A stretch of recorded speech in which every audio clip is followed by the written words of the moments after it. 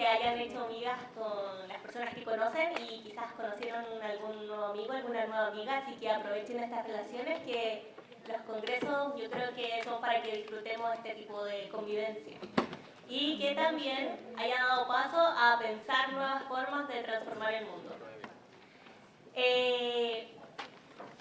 Estoy muy agradecida porque la última intervención de la mesa anterior dejó una pregunta clave puesta y vamos a hablar de esa pregunta. Y es, ¿qué podemos hacer para que la universidad sea del bien común? De hecho, así se llama la mesa. Mi nombre es Catherine Gajardo, soy chilena.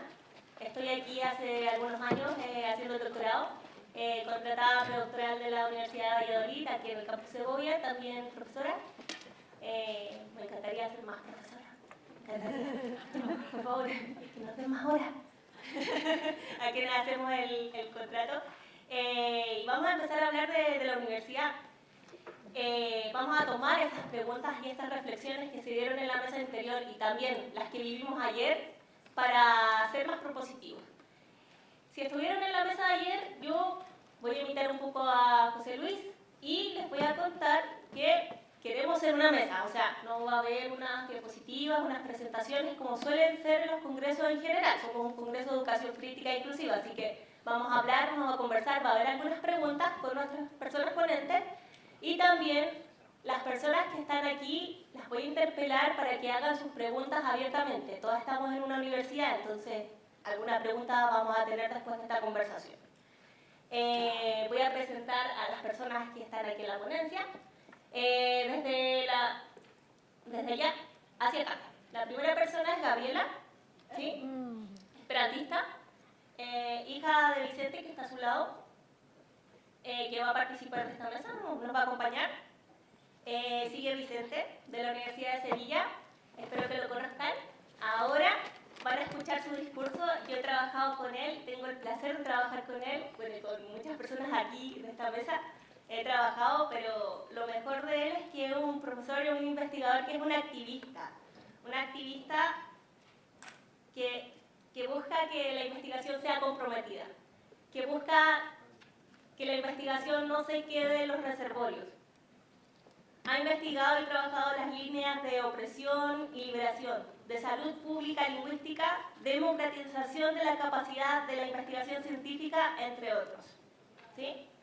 A su lado está Gema Celorio Díaz, del Instituto de Estudios sobre Desarrollo y Cooperación Internacional. Digo que es el EGOA, con H. Iba a decir GEGOA y le tuve que preguntar a su yapa, como soy latina. GEGOA, EGOA.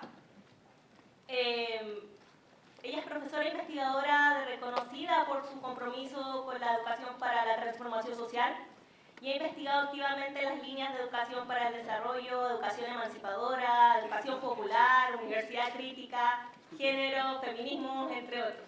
¿Sí? Un placer que estés aquí, muchas gracias. Y finalmente, Quique, que ya estuvo en la mesa anterior, muy conocido también por algunas personas, lo veo y saluda a muchos. Tiene un don para aprenderse los nombres que me encantaría tener.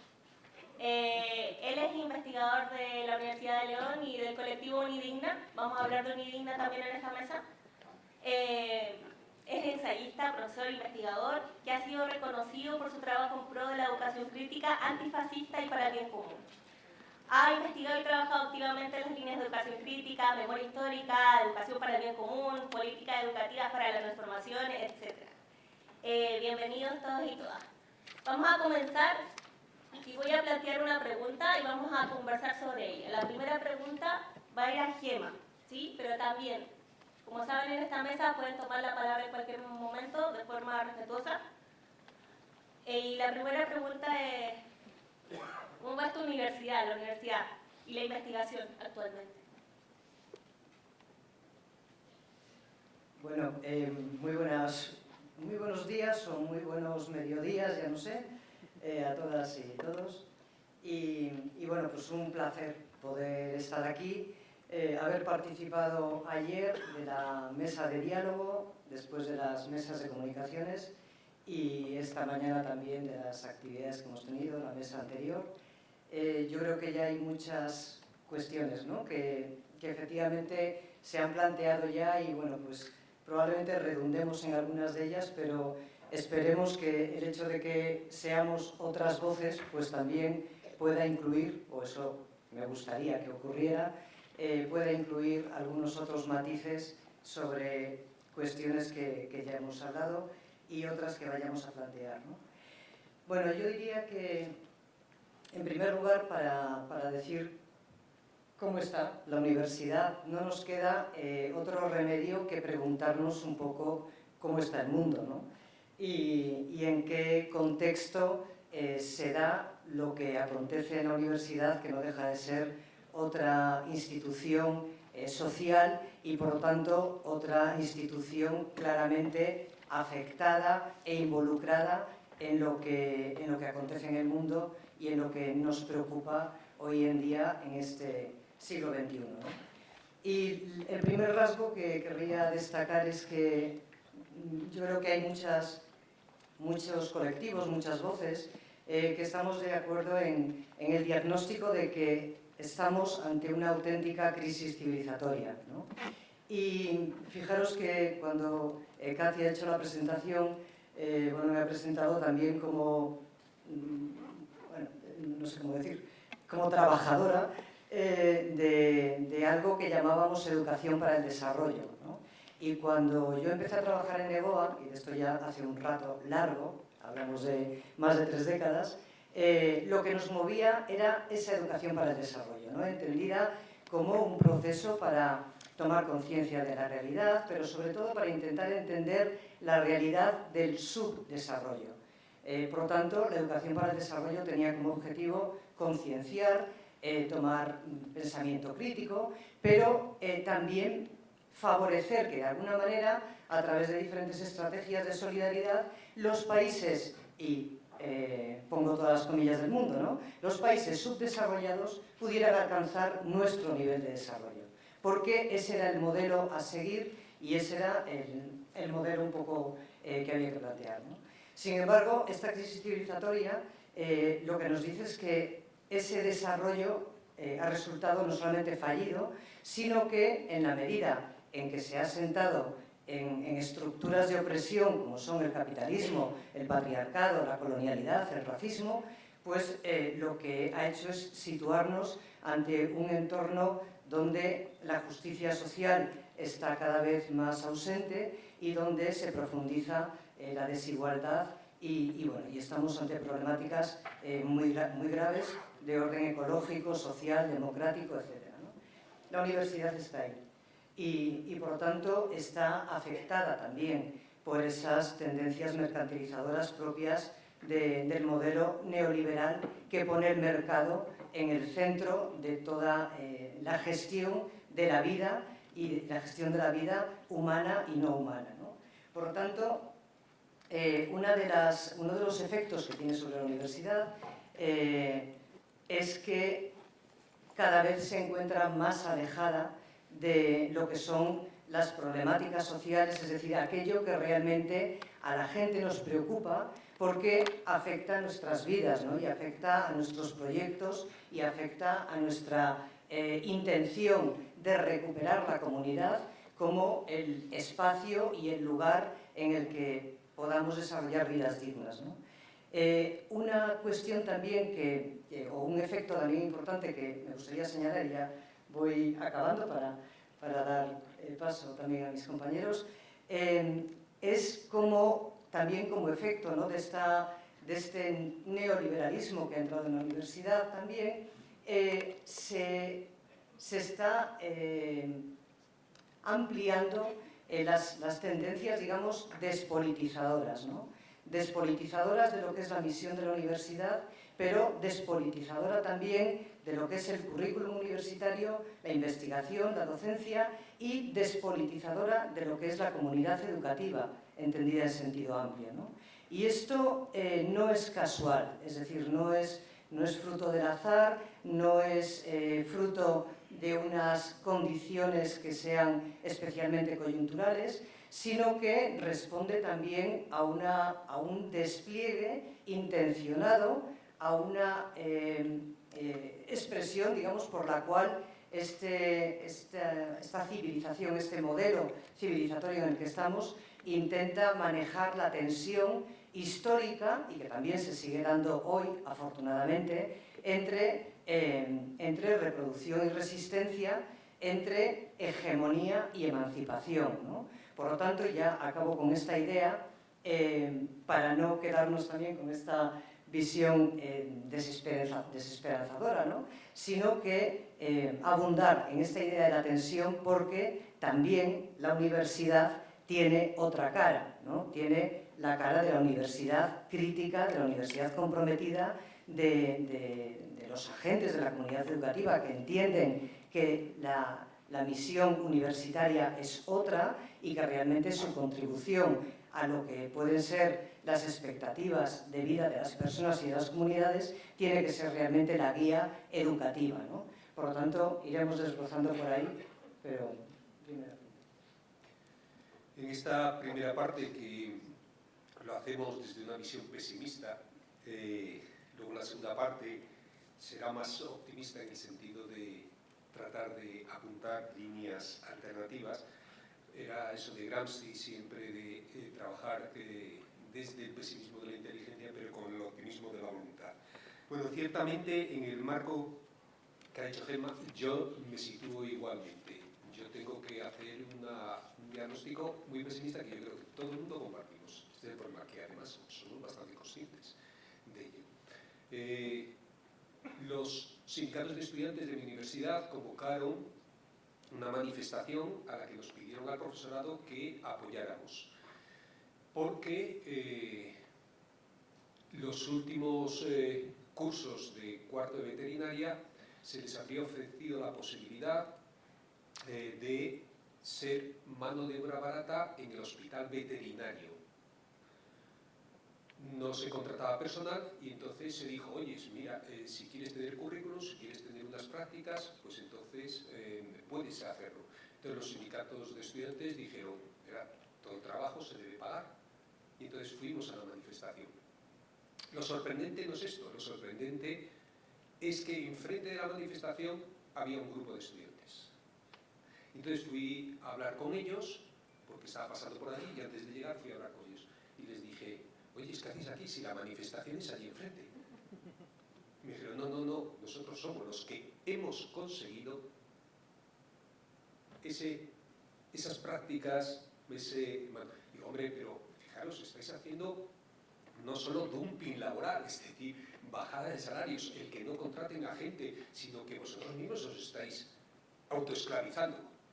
Y lo sorprendente, lo digo porque era gente de cuarto y estaba muy preparada, me dijeron, es que nos estáis, y utilizaron un término que a mí me sorprendió, nos estáis conculcando nuestro derecho a elegir libremente ser explotados.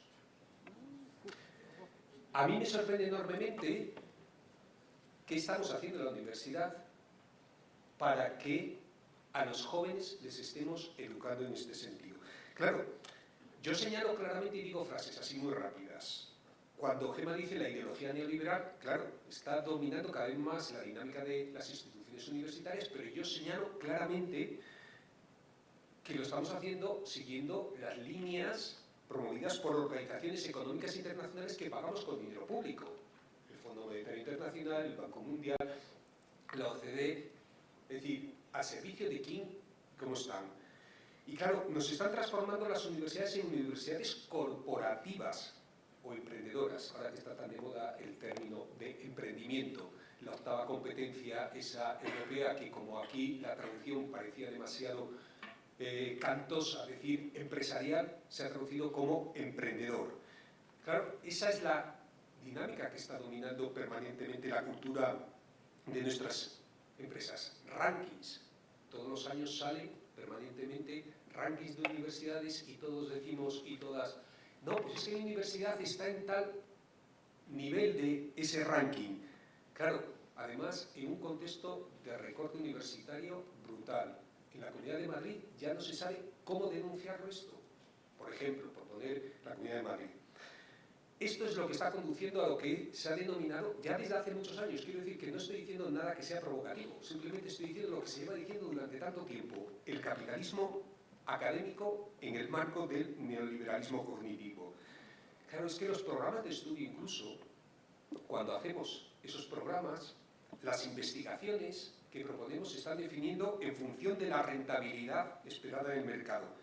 Esa universalidad que decíamos, propia del conocimiento académico, por eso se llama universidad, se reorienta a ese modelo pragmático, instrumental, de saber al servicio de la economía. Yo tengo la sensación de verdad que las universidades son como cajas expendedoras de títulos, que cobran por todo, hasta por respirar, a precios escandalosos. Y sobre todo, además, desde que se ha convertido los últimos años, con esto del Plan Bolonia, los 2 últimos años, en eso de los másteres, que es un lucrativo negocio, sobre todo para las universidades privadas, ahora con esos másteres online, que han crecido a 1 por año, sistemáticamente, desde el 97 no se ha vuelto a crear ningún campus público, pero ahora ya hay más universidades privadas que públicas, desde la ultracatólica de Murcia hasta el chiringuito online, y eso ha sido responsabilidad pública, porque en contra de todos los informes que se daban desde las instancias universitarias, se han seguido aprobando por las comunidades autónomas. Claro, parece como si camináramos entonces hacia lo que un compañero nuestro, Jordi Adel, y otros compañeros ya llamaron hace tiempo lo de la ubersidad, esa imitación del modelo de capitalismo de plataforma, pues eso de las multinacionales, por eso se llama Uber o Cabify o Airbnb. Al final parece que las universidades nos concebimos más como negocio del conocimiento, nos dan cursos continuamente de cómo patentar, de cómo hacer spin-off, de cómo gestionar nuestro conocimiento como negocio, incluso al profesorado, y vamos entrando cada vez más. No solo se gestiona cada vez más como empresas, donde la gobernanza esa público-privada de la que nos hablan al final es la parasitación de lo privado sobre lo público, con esa gobernanza indirecta, sino que está generando políticas subjetivas, políticas interiores, que construyen, yo creo que un tipo de subjetividad, incluso de identidad. En la cena es verdad, con Marina lo hablábamos, hay gente joven que está definiendo lo que les pasa con todo esto de los papers, con todo esto de hacer las tesis doctorales, con todo esto de promocionarse en la vida académica, cómo se define a los soldados que regresan de los campos de batalla de Afganistán. El síndrome de estrés postraumático. Tienen una sensación de que están perdiendo la vida, de que están dejando a girones ese sufrimiento que hablaba antes María, que a mí me parece terrible. Claro, por eso nos tenemos que plantear y replantear este modelo de universidad, este modelo de investigación, y por eso tenemos que crear redes y colectivos que repensemos, no que dejemos en manos la universidad y la abandonemos, porque es un espacio público, es un espacio común, y tiene que ser, ¿verdad?, que los términos de reapropiarse con el término de propiedad o reconquistar con el término casi de guerra no sería lo adecuado, pero sí justamente tenerla y ocuparla de nuevo con los discursos, que no son nada nuevos, que planteamos hace mucho tiempo, pero que nos hemos ido dejando en el camino porque hemos ido entrando individualmente cada uno en su carrera académica. Vicente, ¿algo que agregar? A ver, es evidente que estamos en esto hace un tiempo y por lo tanto coincidimos, ¿no? Entonces yo voy a decir casi lo mismo pero diferente, porque voy a utilizar otras palabras. En primer lugar me gustaría agradecer a un par de personas que están aquí en la sala. Por un lado a Rosa, porque ayer nos hizo un regalo de, digamos, en este contexto dentro de la educación, las posturas críticas, que solemos confundir muchas veces crítica con lamento, porque hay una fase de descripción y es verdad que la situación no es muy halagüeña, no es muy positiva. Entonces encontrar a alguien que puso toda la energía en darnos energía positiva y decir, oye, no confundamos los enemigos, nos metamos en luchas fratricidas, y la universidad y el sistema educativo está lleno de energía positiva, lo que necesitamos es conectar. Y la otra persona, Marina, que acaba de hablar, ¿no?, esta mañana, que, bueno, me la ha puesto muy facilón porque una de las cosas que ha dicho, con otras palabras, es que en esta sociedad donde cada vez pensamos menos, porque lo tenemos todo ya pensado, ¿no?, está todo ya de fábrica, tenemos hasta el título de la época, estamos en la época de lo incierto, que ante personas a quienes les hemos extirpado la capacidad de imaginación, no podemos decirle nada más temeroso, más como amenazante que decir estamos ante lo incierto, porque no tengo herramientas, ¿no?, me he dedicado a obedecer. Bueno, ¿cómo vemos la universidad? A raíz de esto, porque a Rosa volveremos después, porque las tres personas coincidimos, cuando hablamos sobre la mesa, coincidimos en que no podemos quedarnos en una descripción, porque la descripción de la realidad a veces llama al suicidio colectivo, ¿no?, y queremos hacer lo contrario. Bien, ¿cómo veo la universidad? Yo veo la universidad de éxito, es decir, que la universidad es un buen ejemplo de éxito. Y como ocurre con el concepto éxito y el concepto mejor, todo depende de qué criterio, de quién lo dice, pensando en qué cosa, ¿sí? Es un éxito porque, bueno, viene del éxito del sistema educativo. El sistema educativo conecta muy bien con la biología. Los individuos de la especie humana, como cualquier otra especie que ha llegado a nuestros días, tenemos la capacidad de captar lo que es sobresaliente del contexto, bebemos el contexto, ¿no? La gente que tenemos la suerte de tener como regalos en la vida hijos e hijas, ¿no?, pues podemos ver que esa capacidad de ser esponja, de verlo todo, y por lo tanto de reproducir nuestros errores, nuestras tonterías y nuestros engaños, como si fueran verdad también. Bueno, cuando eso ocurre, que es lo que ocurre, y tenemos un sistema educativo uniforme, lo que generamos es lo que se ha denunciado hace muchas décadas, ¿verdad?, con mucho vocabulario, generamos individuos uniformes, que es una manera fácil de decir individuos obedientes. Y de tal manera que la gente que hemos llegado a la universidad somos el éxito, es decir, somos más obedientes que casi nadie. Solo hay un animal más obediente que un estudiante universitario, que es el profesor o la profesora de la universidad. Porque ha tenido que seguir obedeciendo hasta unos niveles. O sea, yo me encanta denunciarlos, ¿eh? La gente, el profesor universitario, somos más obedientes que en la iglesia o que en el ejército porque obedecemos antes de recibir la orden. Esa capacidad que hemos elaborado de tener antenas sobresalientes nos permite identificar dónde está el éxito. Cuidado, estamos hablando de, por ejemplo, adaptación de los niños y niñas. No, ya no se habla de adaptación, se habla de resiliencia. Vale, tachen el artículo, me diga adaptación y tenemos que poner resiliencia.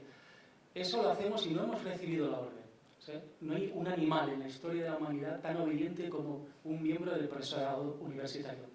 Y cuando tienes ese animal tan obediente y lo juntas con un sistema que como habéis planteado con otro vocabulario, utiliza las herramientas de la construcción de escasez y de la mano invisible y lo metes como un cóctel, lo bates bien y lo metes en la universidad, lo que tenemos es lo que tenemos, ¿verdad?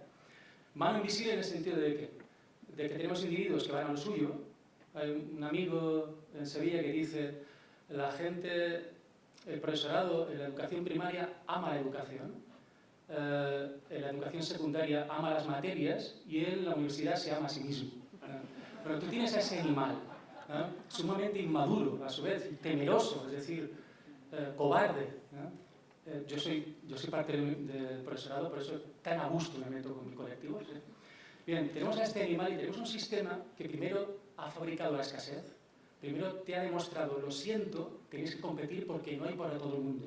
Y atención, sois individuos ambiciosos, porque la persona que está contenta con su vida, que se ha quedado en su barrio, que se ha quedado con su familia, con sus amistades, ya nos ha dicho Disney que es una persona fracasada, ¿no? Que uno tiene que ser esclavo de su proyecto de vida, y su proyecto de vida es yo quiero más y yo quiero que al final de la película me aplaude al público porque soy el mejor o soy la mejor, ¿sí?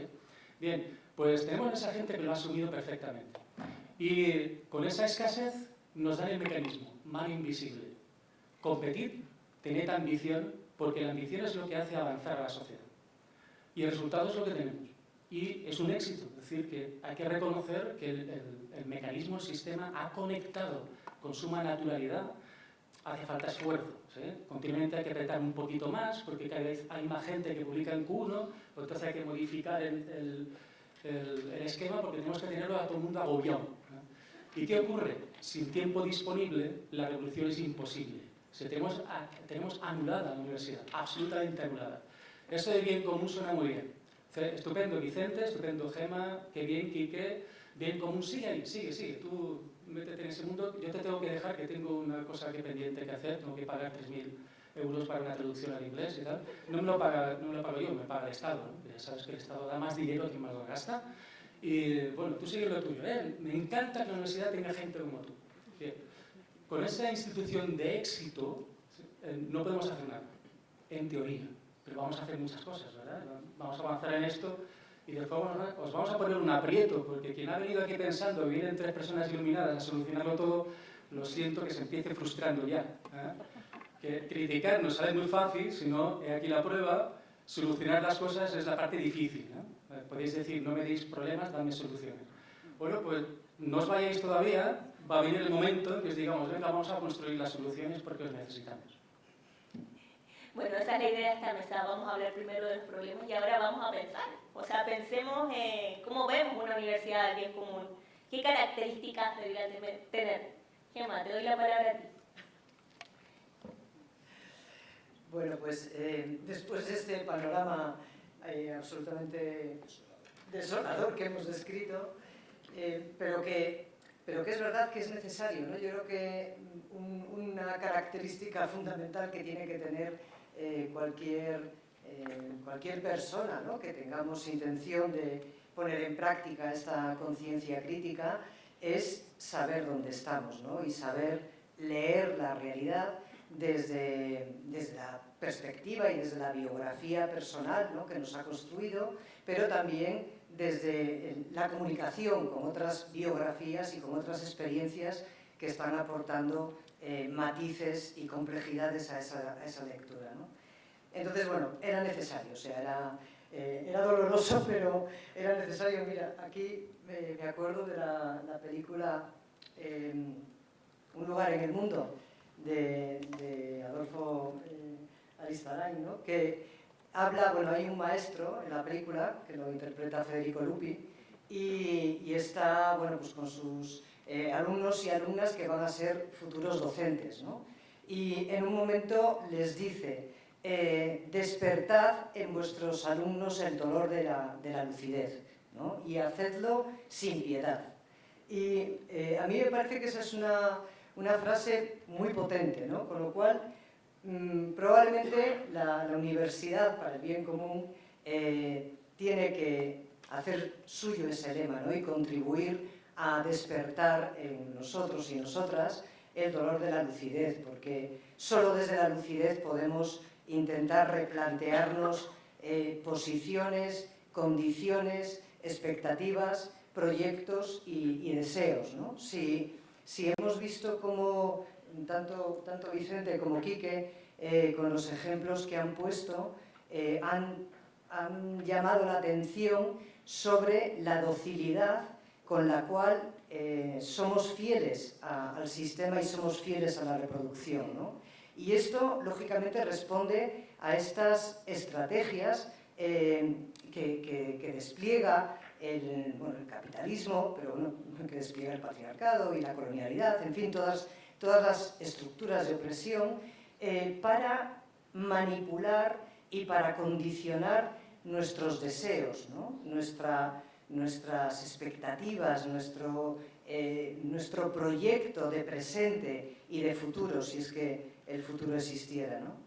Y de eso tenemos que ser conscientes. Y con esto, ahora que acabo de decir lo del futuro, hace poquito hemos estado en Colombia, bueno, trabajando con un par de universidades con las que estamos articulándonos, ¿no?, y bueno, intercambiando proyectos y trabajos conjuntos, y hemos tenido oportunidad de visitar diferentes experiencias y entre otras estuvimos bueno, con los compañeros y compañeras de la Asociación de Cabildos Indígenas del Cauca, y hablando sobre esto, hablando sobre el hilo de educación, ¿no?, que están proyectando como parte de lo que es su proyecto comunitario, hablaban de 2 categorías nada más. Hablaban de presente y de pasado.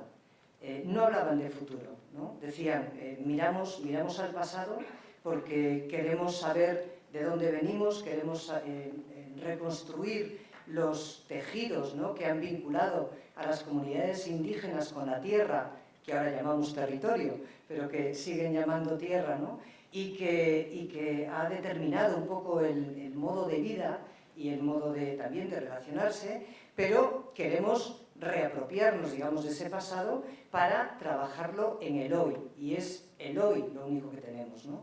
Entonces, bueno, este tipo de... A mí me resulta muy interesante, esta mañana escuchando a Marina, ¿no?, que hablaba de lo extraño, y yo creo que cuando nos abrimos, y por eso está también como la crítica, ¿no?, de la modernidad capitalista y lo que ello ha significado para un conocimiento capitalista, ¿no?, lo que tú llamabas, llamaban el capitalismo académico. Me parece muy relevante, digo, el trabar comunicación en el buen sentido, en el sentido de escuchar, de abrir, de interpretar, de comunicar y compartir significados sobre las cosas, porque a veces esa otra mirada es la que nos hace ver como extraño algo que hasta ahora habíamos considerado natural, ¿no?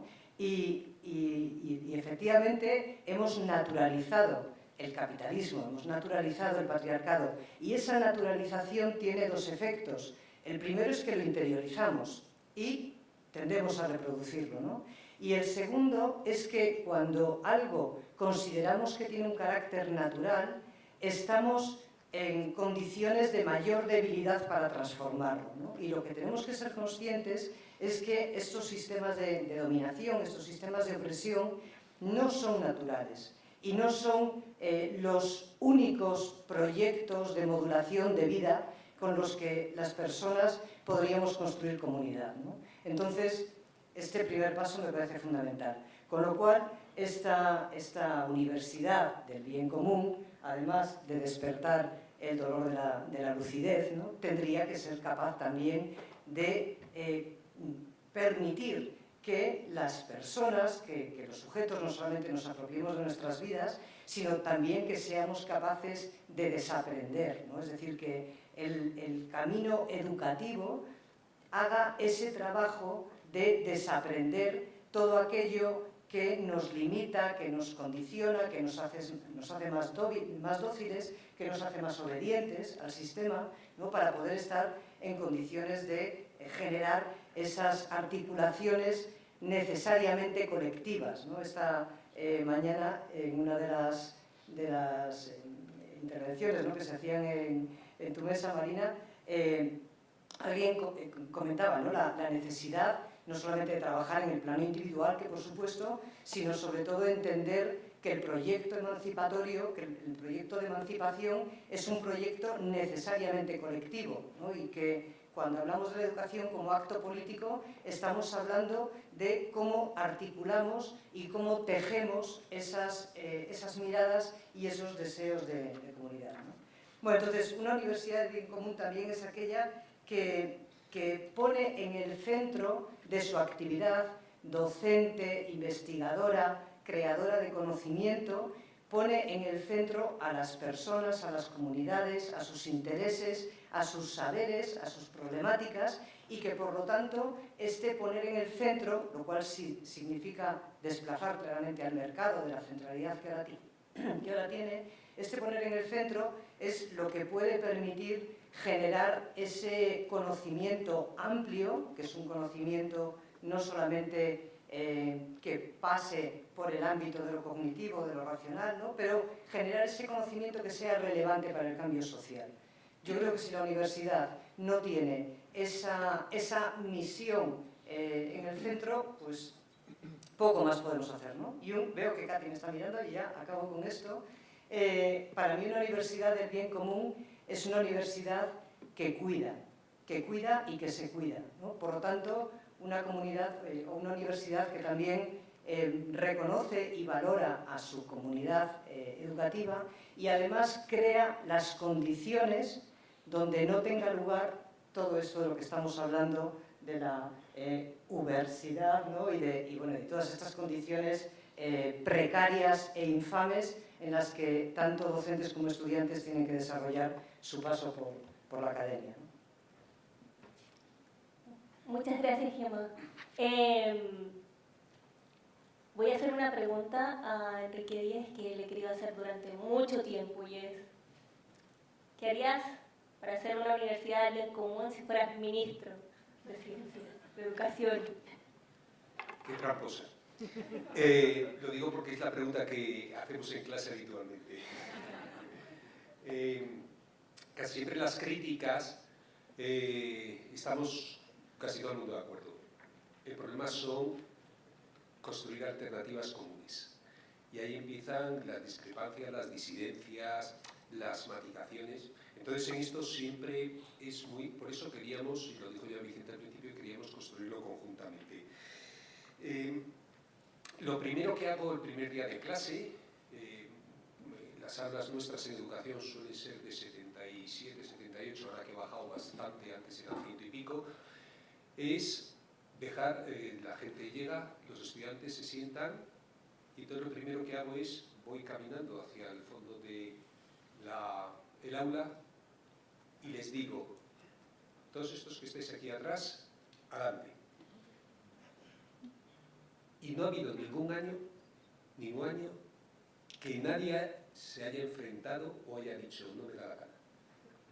Yo, toda mi profesión, fundamentalmente fui educador de calle, quiero decir, trabajaba con los chavales que, bueno, acababan en la calle porque les habían expulsado, etc. El aprendizaje de la sumisión proviene de muy anterior, no entramos nosotros solos, pero somos responsables. Si no, hacemos lo que plantea Gemma, desaprender, es decir, deseducar en ese sentido. Ningún chico o chica, todavía en todos estos años, cuando entra en clase, se ha subido, tenemos tarima, se ha subido a la tarima y se ha sentado allí, o se han sentado allí. Todo el mundo va a su pupitre, es decir, escenifican los espacios de poder, de sumisión que hemos aprendido desde las rutinas de educación infantil, que es parte de ese aprendizaje. El problema no es que nos ponga límites, es que casi nunca nos los saltamos. Y esto es uno de los problemas. Yo sí que creo que una de las líneas fundamentales, ya lo apuntaba antes Vicente, es la pedagogía de la desobediencia. La pedagogía de la desobediencia porque me parece fundamental, porque si no vamos construyendo la justificación de que eso es lo único posible. Ayer lo comentábamos en la cena también, es decir, o vives como piensas o acabas pensando como vives. Si no cuestionas la normalización, eso que dice Susan George, es que vivimos en el capitalismo que casi nadie nombra, parece que eso, dice, como el pez en el agua. No somos ni siquiera conscientes, ni siquiera podemos pensar más allá de ese marco. Esa es una de las líneas que a mí me parece fundamentales. Otra de las líneas es, lo voy a decir así muy fuerte, y lo explico, infantilizar la educación universitaria. ¿Por qué digo esto? En infantil se suele trabajar de forma lenta y pausada. Se suele trabajar sin esa presión permanente donde nos reunimos en asambleas, donde trabajamos. Llevan sobre esto trabajando mucho tiempo, Zabalón y muchos, con la pedagogía lenta, con la pedagogía del caracol, sin ese estrés casi postraumático que a veces introducimos. Y yo sí que quisiera recuperar la universidad como un lugar tranquilo para enseñar, un lugar para realizar trabajo académico, investigar, debatir sobre la ciencia y el conocimiento a ritmo pausado y profundo, para contribuir justamente a eso que queremos. Y a veces vamos tan acelerados que no tenemos ni siquiera posibilidad de tiempo. Y esto es uno de los temas que nos tenemos que plantear, porque yo veo andando por la facultad a todo el mundo con prisa, corriendo de un lado para otro, y no tenemos tiempo ni siquiera para lo que decía Gemma, para cuidar los afectos, para reunirnos.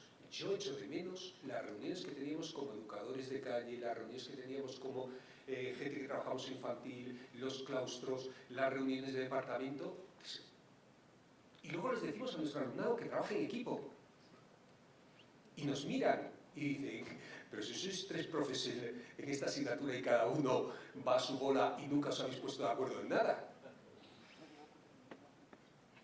Otra de las líneas que a mí me parece fundamental es revalorizar la docencia.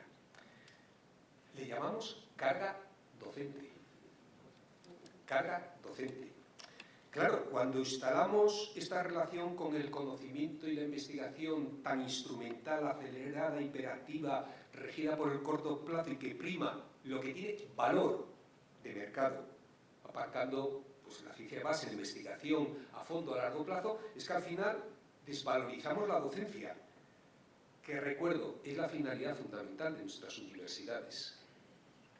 No con esos rankings de comparación que nos hacen con otro tipo de universidades de Estados Unidos o de otros países. Nuestra finalidad fundamental es la docencia. Y parece que se ha convertido en un castigo para aquel que no publica en JCRs. Eso de publicar o perecer. Para aquel que no tiene un sexenio vivo, se le castiga más horas docentes. Por eso lo de la carga docente. Más horas de trabajo a quienes no han entrado, no han conseguido entrar en esa espiral del publicar o perecer. Y es que tenemos que pensar que más de la mitad de la docencia universitaria en nuestro país, en nuestro estado, está en manos del profesorado peor pagado de todo el sistema educativo. Entre profesorado asociado y becarios y becarias, está más de la docencia universitaria, los que más carga docente tiene y además a los que se les despide para no pagarles vacaciones. Que es que ningún estatuto de los trabajadores y trabajadoras lo admitiría siquiera. En la universidad se les paga para no pagarles vacaciones, ni siquiera en Navidades, ya no en el verano. Por eso digo que, claro, la larga reivindicación de los sindicatos, de aquello del cuerpo único docente, no sé si se acuerdan, de los movimientos de renovación pedagógica, de decir, para ser docente es fundamental ser docente. Esto parece que ha pasado a un plano, porque investigar además no correlaciona con ser buen docente. Claro que necesitamos investigar, fundamental, por supuesto, y sobre nuestra propia práctica.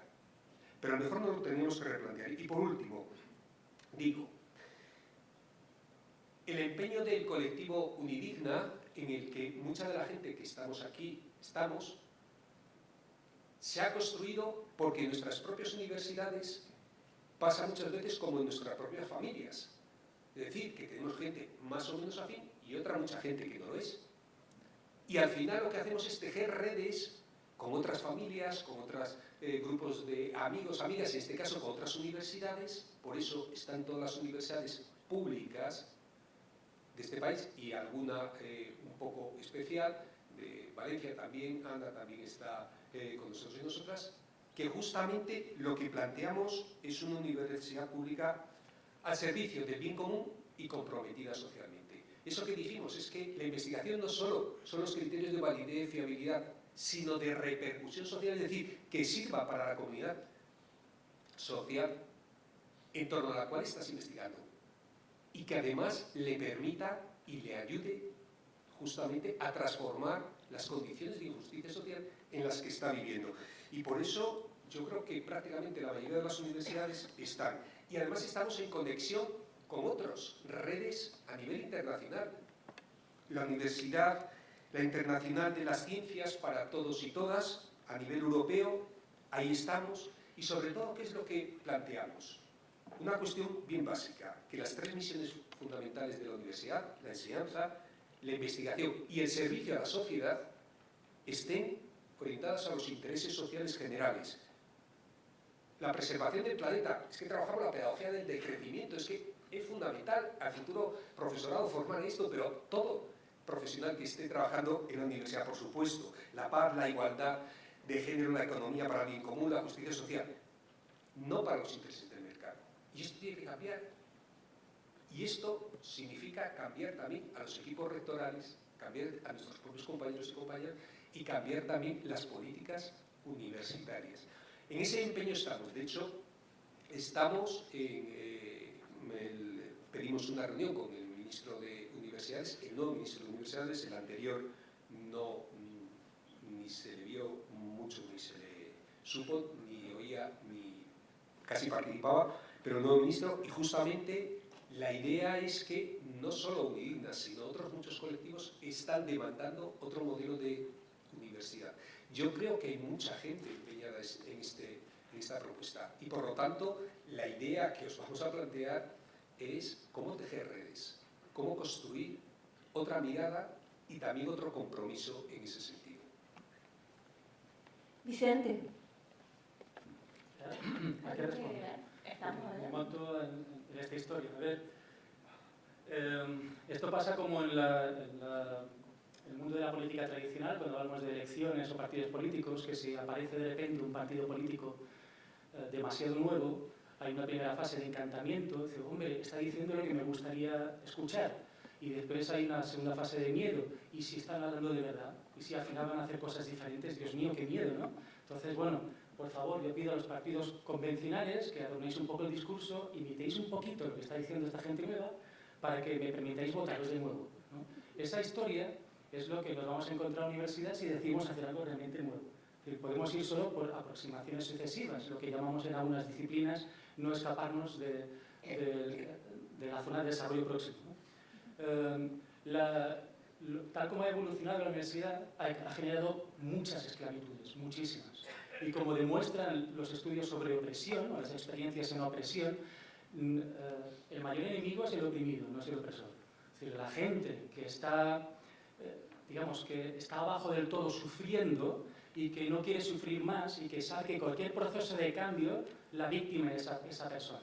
Después me estás prometiendo que vamos a ir a mejor, pero ¿y si no? Yo de momento ya conozco, ¿no? Hay una película desastrosa que yo utilizo para enseñar, una de las asignaturas que doy es metodología cualitativa en psicología, que tiene mérito, ¿eh? Bien. Y una de las cosas que hacemos es aprender análisis crítico del discurso muy rápidamente. Y analizamos películas. A mí mi preferida se llama Van Helsing. No sé si la ha visto alguien, pero parece una película inútil y vacía. Y por eso la gente se queda boquiabierta cuando la analizamos, es decir, no se lo espera. Bueno, hay una escena donde el liberador de vampiros, que ya sabéis que la violencia solo se puede vencer con más violencia, ¿no? Y el bien solo puede usar la violencia para vencer al mal. Es obvio, ¿verdad? Lo hemos aprendido. Bien, pues llega el cazador de vampiros a la aldea y quiere matar a los vampiros, pero hay una vampira que se enfada y ahora el resto de la aldea dice, nos podías haber dejado como estábamos, porque es verdad que nos comen, pero comen, o sea, le chupan la sangre y nos matan a uno de la aldea de vez en cuando. Y ya está, es decir, que ahora nos tienes enfadados, ¿qué va a pasar ahora? Ahora viene la incertidumbre. Teníamos la certidumbre de que uno de nosotros iba a morir. Y como decimos en psicología, está la creencia del mundo justo, que si yo me porto bien, que viene de Piaget, ¿no? Es una especie de versión adulta del pensamiento mágico. Bien, si yo me porto bien, a mí no me van a violar.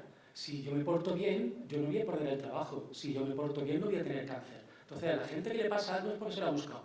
Porque según la ideología que tiene, por lo menos, demuestran las investigaciones, por lo menos la mitad de la población, todo el mundo tiene lo que se merece. Como yo me porto muy bien, a mí no me va a pasar nada malo, ¿no? Entonces déjame como estoy, no quiero cambios, no quiero justicia, no quiero ir a mejor. Y como soy miembro de la universidad y soy tan cobarde como el que más, pues por favor déjame con la NECA, déjame con esto. Si yo ya por fin, a base de ir de vacaciones a Estados Unidos, ya medianamente entiendo, puedo hablar con la gente y casi no se enteran que he nacido en un lugar equivocado, por ejemplo en Valladolid, en vez de haber nacido en Chicago, ¿no? Bien, casi he inventado el error, pero necesito muchísimo más dinero y más viajes de la familia a Estados Unidos. Bien, ya estoy aquí, no me hagas cambiar esto, ¿eh? Como preguntamos bueno, me ha presentado como que estudio la opresión, últimamente me estoy especializando en la opresión lingüística, que es un tema de salud pública, que la gente está enferma, la estamos matando. Bien, en una entrevista a una profesora, una colega, me decía, Vicente, mira, no me hables del esperanto, que es una de las posibilidades, ¿no? Dice, si yo vomitaba, yo he ido a colegas, a psicólogas, para corregir mi dolor de espalda, los vómitos, cada vez que yo sabía que venía un grupo de Hungría o de Rusia, porque sabía que tenía que hablar inglés, pero ya no me genera tensión, así que el resto se joda. Si no me hablas de soluciones, yo ya estoy aquí situado, yo ya controlo, ya puedo ver cuando vienen las cosas, conozco, interpreto mi contexto. Bien, si esa es la universidad que tenemos, ¿qué cambio vamos a hacer? Tenemos que hacer cambios por aproximaciones sucesivas. Y el primero es un cambio feminista. Yo voy a utilizar, como no tenemos tiempo para casi nada, ¿no? Pues voy a lanzar cositas. Por ejemplo, recuerdo el impacto sobrenatural cuando yo leí por primera vez en mi vida una expresión que a lo mejor os parece inocente. Leí en un libro que compré esperando un tren. Nosotros los hombres. wow, no pude ir más, si me quedé ahí. Wow, yo había escuchado muchas veces, incluso he estado en el movimiento feminista, etc., pero yo siempre escuchaba a nosotras las mujeres. Y ahora voy y leo nosotros los hombres, y digo, Dios mío, esto existe. ¿Sí? Los hombres podemos pensar nosotros los hombres. Cuando encontré 2 o 3, no te creas que monté un movimiento muy exitoso. Cuando 2 o 3 juntamos que compartimos el mismo trauma post-lectura, una de las conclusiones que habíamos llegado era 2, una envidia. Oye, qué envidia tengo de las personas que han conseguido vivir con naturalidad la expresión nosotras las mujeres. Y segundo, lo que necesitamos es conocernos. Aunque nos llamen maricones, pero conocernos. Es decir, ser conscientes. Y creo que es fundamental que cualquier paso de revolución a la universidad tiene que pasar por ahí. Es decir, un proceso de autoconocimiento, como individuos y como institución. Y es verdad que eso lo tenemos muy difícil. Y yo estaría muy contento. O sea, si después de esta reencarnación, supongamos, ¿no? Si después de esta reencarnación estoy en la siguiente, como oveja, como lo que sea, digo, oye, fíjate lo que conseguimos. Conseguimos que en algunas instituciones pusimos procesos en marcha de autoconocimiento, autoconciencia, que entre otras cosas nos bajan los humos. Cuando tú dices, oye, que la ciencia no es lo que está en los libros, la ciencia es lo que hacemos la gente de ciencia, y ya sabemos quiénes somos la gente de ciencia. Y los planes de estudio lo hacemos la misma gente, y la universidad, la academia, todo eso lo hacemos la misma gente. Y la NECA, lo mejorcito de nosotros, ¿no? Bien, y entonces, olvídate de lo que dicen los libros. Hay un baño. Cuando empiezas a conocerte como institución, miembro de la institución, como mínimo tiene que haber un baño de humildad. Entonces yo me contentaría si en ese paso para la universidad común, por lo menos conseguimos un proceso de autoconocimiento que después lo allana todo. Ya cuando descubres que en efecto no quieres reconocerlo, pero es una hormiga prescindible, entonces es más fácil hacer cosas colectivamente. Muchas gracias y gracias por lo del tiempo. Como dijimos, la idea es que creemos juntos, tengamos ideas juntos y Rosa, perdón, te hemos mencionado un par de veces en esta mesa, pero lo voy a mencionar y siempre lo menciono que puedo y voy a tomar su frase de lluvia espina para ir calando. La idea es que esto sea una lluvia que nos ayude de a poquito a que nos mojemos y queramos hacer cambios con este problema que hemos analizado. Entonces, vamos a abrir preguntas al público, pero preguntas propositivas. Tratemos de, todos conocemos nuestra realidad, veo a muchas personas que trabajan en la universidad y quieren transformarla y muchas veces nos vemos sumidos en el mismo mundo, que tengo que publicar, pero a la vez quisiera dar clases, pero a la vez tengo que publicar y seguir el camino en la marea y al final no estamos haciendo mucho. También bienvenidos al colectivo Unidigna, si quieren inscribirse, nos hablan directamente y ya, hay unos micrófonos allí. Todo aporte es bienvenido. La idea es que juntas lleguemos a una lista de acciones que podamos hacer en nuestros propios contextos como profesores, como profesoras, como estudiantes. Ojalá también hablen nuestros estudiantes, hay muchas aquí, estoy mirándolas, así que bienvenidas. Por aquí, por allí, por allá. En este sector hay 2. Y por la esquina allá, en la tercera línea, en la tercera fila, otra persona. Por allá había Pablo y Félix también. Félix y Pablo han pedido. Félix Angulo, Pablo y... Levante la mano, bien levantada. Muchas gracias, felicidades por sus exposiciones. Noé González de la Universidad de Guadalajara, en México. El doctor Vicente hablaba de una serie de aproximaciones sucesivas para alcanzar esta universidad transformadora, emancipadora, crítica, democrática, sostenible. Y inicia mencionando el autoconocimiento. Quisiera ver si pudieran compartirnos más de estas aproximaciones sucesivas hacia lograr esta universidad que queremos. Muchas gracias. Vamos a escuchar más preguntas para que vayamos anotando y siguiente. Allá. Hola, Primero Félix y luego su compañero que está. Yo quiero pedir disculpas. No te escuchamos. Quiero pedir disculpas porque, bueno, llevo alojado en la Universidad Española desde el 16 que me jubilé, aunque sigo en Unidigna y veo los debates y las ideas tan interesantes que salen. Y quiero contar que, bueno, quiero proponer 2 cosas. Una, yo creo que se puede introducir, de hecho se introduce un poco la insurgencia dentro de la universidad. Cuando yo era profesor de universidad, nos llegó esa versión edulcorada del Plan de Bolonia, que cuando uno lo leía, el Plan de Bolonia no era para tanto, pero nos llegó esa versión edulcorada. Entonces, todo el mundo se volvió loco, recuerdo que a mí me llegaban plantillas para decir cuándo iba a enseñar la lección y qué lección iba a enseñar. Y entonces yo ponía la que toque, cuando toque. Y lo devolvía así. Me decían, ¿te van a decir algo? Digo, si es que ni lo leen. Entonces, cuando tenían competencias, y digo, el rollo de las competencias, decía, bueno, yo levantaba la mano y digo, ¿puedo poner la competencia de que los alumnos den 2 vueltas a la facultad en 2 minutos al final del curso? ¿Pero qué dices? Digo, bueno, es que total, para lo que estáis pidiendo es lo mismo. Entonces yo ponía las competencias que me daban la gana. Y cuando me permitieron pusieron la página web, que eso te agarraba, porque yo ponía una estructura dentro de la página web copiada del Meet. Y te van a decir algo, ojalá me digan algo. Claro. ¿Por qué? Porque yo era catedrático. Entonces yo lo que no podemos pedir a la gente que empieza ahora que haga lo que nosotros podemos hacer. Pero lo que yo somos titulares podemos hacer mucho. Podemos meter ruedas de molino, o sea, meter la pala en ese tipo de cosas. Eso por un lado en nuestra vida cotidiana, la cotidiana de toda la universidad. Hacer preguntas molestas. De decirle, pero bueno, ¿tú qué estás pensando?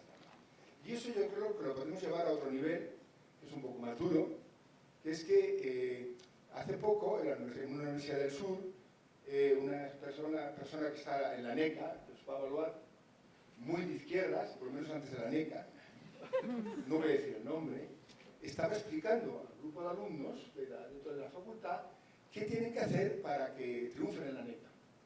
Todo el mundo tomaba nota, nadie se preguntaba, pero eso es normal, ni siquiera la persona que está a los órdenes.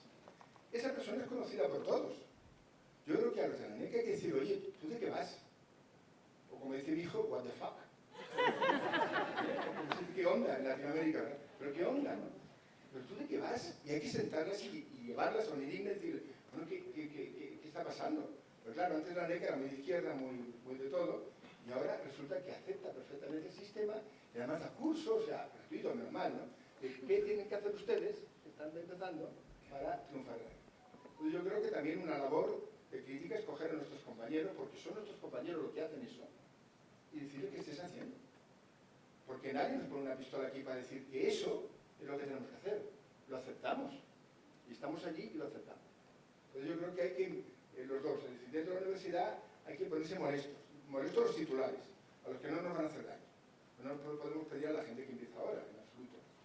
Y luego arriba decir a esa gente que está en la NECA, ¿pero de qué vas? Oh, perdón, ¿de qué coño vas? ¿Qué estás haciendo? Y entonces empezar un poco a los dos lados. Repito, perdonad si es un poco arrogante porque estoy fuera de la universidad, pero eso siempre me ha llamado la atención, es verdad, la obediencia. De la Boetí es un texto que deberíamos leer todos, ¿no? Perfectamente, ¿no? Porque es verdad que hemos aceptado la obediencia de una manera inmediata. Muchas gracias. Disculpa. Gracias a ti. Bueno, muchas gracias a la mesa y también a todas las personas participantes. La verdad que están siendo días intensos, llenos de reflexiones. Mi aportación es un poco en relación a lo que ha planteado ahora mismo Félix, ¿no? Y me siento bastante identificado y me alegro que haya sido antecesor en esta idea, ¿no? Pero yo creo que la parte de la rebeldía es importante. Muchas veces los propios docentes universitarios somos los verdugos de nuestra propia situación, ¿no? Me acuerdo de un librito que en la época de la carrera me leí, que me impactó, ¿no? De Michael Fullan, que decía los sistemas los hacemos las personas que los conformamos, ¿no? Y resulta que cuando la NECA y fuera de la NECA establecemos rankings de revistas, por ejemplo, los doctorados, por ejemplo, que nosotros mismos gestionamos, insertamos esas mismas lógicas a nuestros estudiantes de doctorado. Por ejemplo, no puedes leer su tesis si no tienes al menos una o dos JCR. Al final somos nosotros mismos los que entramos o los que llegamos, los que emplazamos a estas lógicas, ¿no? Entonces, en esta gran o pequeña, bueno, en esta revolución que en sí misma creo que es importante estos espacios también de interacción, yo también creo mucho en las pequeñas revoluciones, ¿no? Y en qué manera también nosotros como docentes, un poco en la línea que planteaba Félix, nos vamos intentando luchar en las parcelas en las que nosotros cotidianamente nos desarrollamos, nos desenvolvemos. Y también buscar, como decíamos Quique anoche, después de la cena, ¿no? Implicarse también en la parte también política e institucional, ¿no? Precisamente para hacer frente. Podemos poner algunos ejemplos, ¿no? Afortunadamente comparto pues, espacios de docentes de investigación pues, con gente que ya conocéis, ¿no? Como tengo aquí a mi alrededor, Nacho, Analía, Jesús, Blas, Moy, María Jesús, es decir, mucha gente. Y bueno, ¿qué intentamos? Pues pues romper ciertos establecimientos, ¿no?, que nos impone la propia institución, ¿no?, como abrir las puertas de nuestras aulas e intentar, por ejemplo, colaborar con centros, ¿no?, que la docencia o la enseñanza, o lo que entendemos por enseñanza, no pasa precisamente por imponer un currículum establecido o preestablecido, sino poder construirlo, etc., etc. Pero también a nivel político, ¿no? Ahora, por ejemplo, no sé si lo debo decir en este foro, pero bueno, no se lo contéis a nadie, ¿no? En el departamento, alguna gente nos estamos planteando que probablemente tendremos que limitar los méritos, ¿no? A la hora de... Yo ya mismo voy a estrenar en la comisión de contratación del departamento y bueno, es interesante tomar esas decisiones, ¿no? ¿Por qué la revista JCR pagada vale más que una revista que a lo mejor publica cosas de mucho más interés por el bien común, para el bien común? Es decir, y eso también está en nuestra mano, ¿no? Oye, ¿de qué me sirve que nosotros le impongamos al profesorado que se va o que desea incorporarse a nuestro departamento, que tenga 200 publicaciones, 50.000 colaboraciones y que los apartados y que los entreguen 250 méritos, 300 méritos como se están entregando por una plaza de ayudante doctor? Esto es sinónimo de ¿qué? De calidad, de compromiso. Entonces, bueno, aquí estoy contando esta experiencia porque creo que esos son parcelas muy asequibles y comparto con lo que dice Félix. A ver, yo soy funcionario porque me creo esto de lo público, ¿no?, de la cosa pública, y creo que precisamente gracias a que estamos, o que ya, digamos, estoy establecido, quizás tengo mayor responsabilidad de intentar romper esto o de generar grietas para posibilitar otra alternativa. Hay colegas que dicen, no, si está bien, si es que yo he pasado por la NECA y yo he sufrido mucho, pues que venga de atrás también sufra, ¿no? Tiempos pasados no fueron mejores, ¿no? Bueno, muchas gracias. Muchas gracias a ti. Vicente, si quieres responder a la pregunta y también sumar alguna reflexión a lo que nos han dicho. Y ya vamos a escuchar las otras palabras mientras vas a contestarlo. Vale. Voy a intentar ser menos reflexivo, más propositivo. Veréis, una de las razones de Unidigna es la coincidencia de personas que con una trayectoria que les hacía perder esperanza en los movimientos de abajo hacia arriba. Yo soy una de las personas que piensa que tenemos que seguir procurando el éxito de los cambios de abajo hacia arriba, aún sabiendo que eso no va a ocurrir. Porque participamos en muchos ciclos que se alimentan a sí mismos y unos ciclos a otros. Es una maquinaria difícil, ¿no? Bien, y el interés es aprovechar la obediencia para provocar algunos cambios en los ciclos de arriba hacia abajo. Imaginaos que ponemos en marcha una ley que dice: si haces la defensa de tu titularidad o de un contrato indefinido o de la cátedra o de la tesis doctoral en un idioma en extinción africano, lo tienes de lleno, lo tienes ya un sexenio. Y de repente se acaba lo del concepto de lenguaje en peligro de extinción, lengua en peligro de extinción. Se reaviva y empezamos a ver que en la universidad se defienden tesis en Bemba, que es un idioma en peligro de extinción, de muchísimos que hay en África, que está en la zona noreste de la República Democrática del Congo, que nadie sabe que existe, ¿no? Por cierto, vamos a poner en marcha un curso de aprendizaje de Bemba y hablo en serio, ¿no? Imaginaos que eso es ley. Bueno, pues, ¿qué hace un colega? Primero se queja y después obedece. Y defiende su tesis, publica su artículo en Bemba. Ya tenemos hecho, ya empezamos a generar un cambio. Y aprovechamos para conectar ese cambio de arriba hacia abajo con lo que no hemos dejado de hacer, por mucho que nos desilusione, que no hemos dejado de hacer, que son intentar hacer cambios de abajo hacia arriba. Pero hemos provocado una chispa, ¿sí? Yo creo que es una cosa importante, conseguir llegar hasta arriba, y eso lo teníamos claro en Unidigna desde el principio. Tenemos que llegar arriba, conseguir un interlocutor, no hablar demasiado directo, pero como se dé cuenta de lo que está haciendo, va a decir que no, entonces así lo pillamos despistado, ¿no? Y de repente se mete una moción, algo que hasta la comisión del Congreso, ya sabéis, está especializada en cortar por lo sano todo lo que no sea normal, todo lo que sea amenazante, porque parece que es algo diferente, hasta esa comisión la pasamos por encima, ¿no? Eso yo creo que es una propuesta concreta. Yo no digo el Bemba en concreto, es decir, son cosas como, a ver, publicaciones. Ahí tenemos un un desafío que es conseguir criterios de medida de éxito social, digamos. Siendo conscientes que en la universidad trabajamos dos dimensiones de la existencia que tienen resultados difusos y muy difíciles de medir, sobre todo cuantitativamente, que son la educación y la ciencia. Los dos son típicas dimensiones de la vida que son fundamentales, pero que no somos capaces de poder concretar cuáles son los resultados. ¿Quién es capaz de saber que lo que está haciendo esta persona con 60 años se sembró cuando estaba en infantil, en 4 años? Pues seguro que sí, pero eso no lo podemos medir, y menos como lo medimos que cada 2 años en publicaciones que nadie lee. ¿Sí? Bueno, pues aprovechando esos procesos, poder medir criterios de medida que nos ayuden a aproximarnos a liberarnos de esos procesos, ¿sí? De arriba hacia abajo. Existen opciones, o sea, no es algo que no se pueda realizar, o sea, la ley se puede cambiar. Más manos arriba. Por esta fila, la última persona, si alguien le puede, ahí está. Luego le damos el pase a otra persona. Muy bien. Si me perdonas, claro, sí. por lo sano, sí, es que hay algo importante que me acabo de dar cuenta que me había dicho, porque Gemma ha mencionado la película Un lugar en el mundo. Quien no la ha visto, bueno, nadie es perfecto, pero hay una escena en esa película que demuestra muy bien, o sea, que muestra muy bien de lo que estamos hablando. Es una escena donde una de las personas dice: el problema es que hemos alcanzado el confort. Esto hay que cortarlo por lo sano, porque si no, nos rompemos la injusticia. Y ese es nuestro problema. Hemos alcanzado el confort en la universidad y lo siento mucho, nos van a odiar. Si ponemos en marcha algo y saben que estamos detrás, no nos dirige la palabra ahí nadie, ni el conseje. Bueno, el conseje sí, pero el resto no. ¿Sí? Entonces, no tenemos más remedio que romper ese confort, generar un golpe y en ese golpe, en esa crisis, pues intentar dar la solución mediante esa cuestión sistémica para encontrar otra vez el confort de otra manera.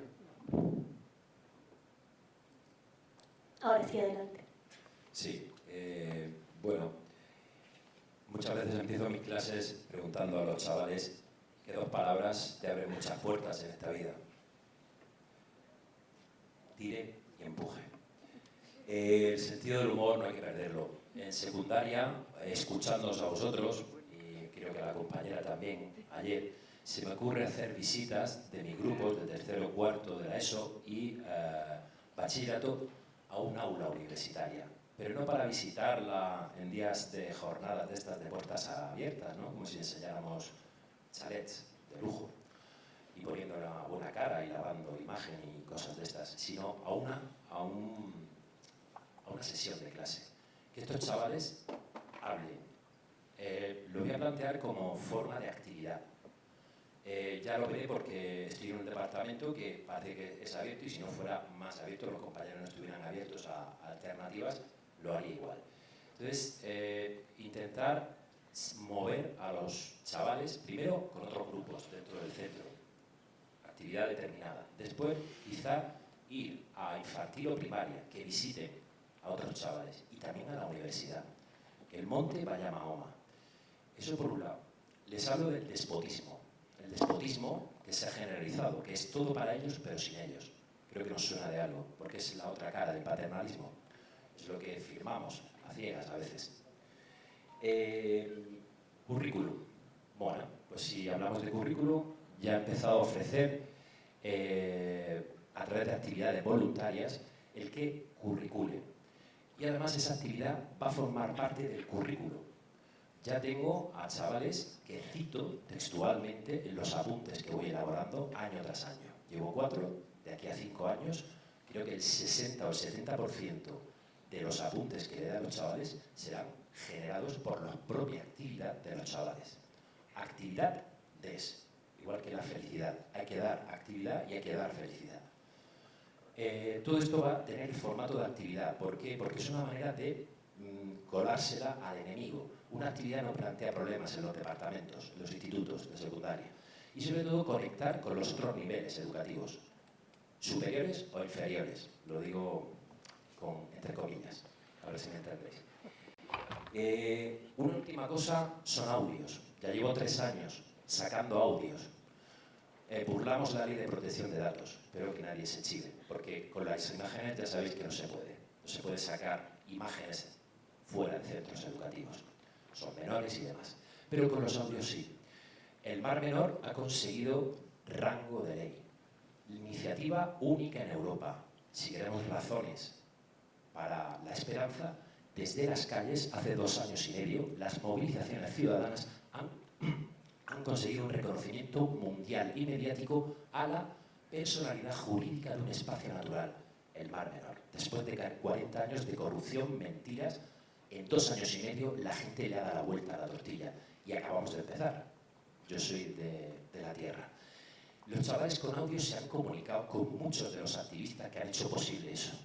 Y ya hemos establecido hilos con gente que cambia cosas, quitándose el tiempo de ver a su familia, de estar con los suyos y de hacer lo que quiere.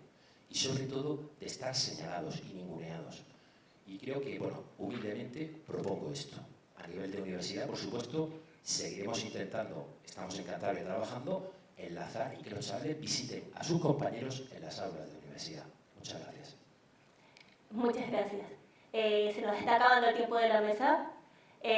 Por lástima, podemos hablar mucho. Tenemos el congreso ahora, tenemos la hora de comida. Algunas palabras de cierre te las voy a dar a Iquique, que te veo ahí, que tomaste un montón de apuntes y va a cerrar Iquique. Tienes 2 minutos. ¿Quieres dar la palabra? ¿Rápido? Sí. ¿Quieres legarlo? Sí, yo quiero contextualizar, yo soy becario y tengo 40 años, ¿vale? Sí, 1 minuto. Entiendo que el sentido, y lo comparto, el sentido de la publicación tiene que ser el divulgar aquello que estamos trabajando y que además queremos que sea transformador, que es una necesidad y tal. Pero quería hacer una punta. A mí me dio miedo cuando leí que iban a quitar la NECA. Me dio miedo, porque pensé, ¿me van a evaluar la gente que me conoce en mi departamento? Yo no quiero. Yo no quiero. A mí me da miedo que me evalúen los que me conocen. Porque entonces no puedo ser libre. ¿Vale? Entonces lo dejo ahí, que todo no es malo. O sea, hay que cambiar muchas cosas, pero es que a mí me da miedo que se convierta en el cortijo que entiendo que fue algún día. Gracias.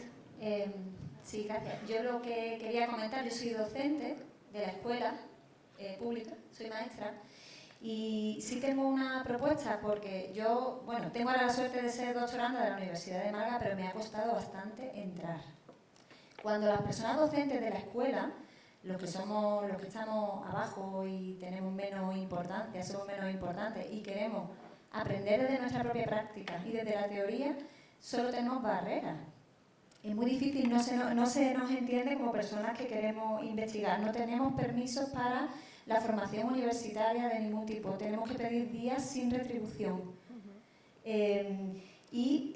Tenemos solo 4 días de formación retribuidos en todo el año para estar aquí, en fin, entonces eso estaría muy bien que se cambiara y que la universidad conectara con las escuelas. Gracias. Muchas gracias. Ahorita el niño Jesús, que es 59, 58. Menos, ya, cuenta. No, estamos hablando, y yo creo que muy bien lo que estamos diciendo todos y todas, pero estamos hablando desde la figura del profesor, la profesora. Y yo creo que necesariamente el cambio tiene que venir por empezar a hablar de comunidad universitaria en sentido amplio. El profesor, evidentemente, alumnado, PAS y comunidad circundante, ¿no? Porque si no empezamos a hablarnos en colectivo de todos los que somos la universidad, no solamente el profesorado, no vamos a hacer cambio. Sí, esto es el sentido patrimonialista que tenemos de la institución. El profesorado somos los dueños de la universidad, con todas las comillas que queráis, ¿no? Igual que los docentes se sienten dueños de la escuela, dueños del instituto, y aquí nuestra familia, y aquí hacemos nosotros, nos dé la gana, ¿no? Con todas las limitaciones que habéis dicho ya, pero o perdemos el sentido patrimonialista y empezamos a pensar en colectivo, o va a ser pocas posibilidades, ¿no? Enrique participó en una actividad que hicimos ahí en Málaga, que seguimos ahí haciendo, en que estamos juntando a reflexionar sobre la universidad a todos, ¿no? Y creo que está siendo una experiencia suficientemente rica. Es verdad que no nos juntamos más de 15, ¿no? Pero bueno, esos 15 hay profesorado, hay estudiantes y demás. Cierro, si me permite, Gary, con una cuestión muy rápida. Ese es el intento que hizo la Marea Verde. La Marea Verde es desbordar el espacio educativo y decir, la educación es un problema social, no es un problema únicamente de la comunidad universitaria, ni la comunidad educativa siquiera, es un problema social. O nos embarcamos todos y todas en ella y lo tomamos como propio. Y por eso, claro, es cierto que podemos hacer muchas cosas desde abrir puertas de las clases y que entre otros profes a nivel individual, que podemos hacer incluso aquello que acaba de plantear Félix, pero que ya planteó hace mucho tiempo Eduardo, de hacer scratches a nuestros propios compañeros que están colaborando, claro.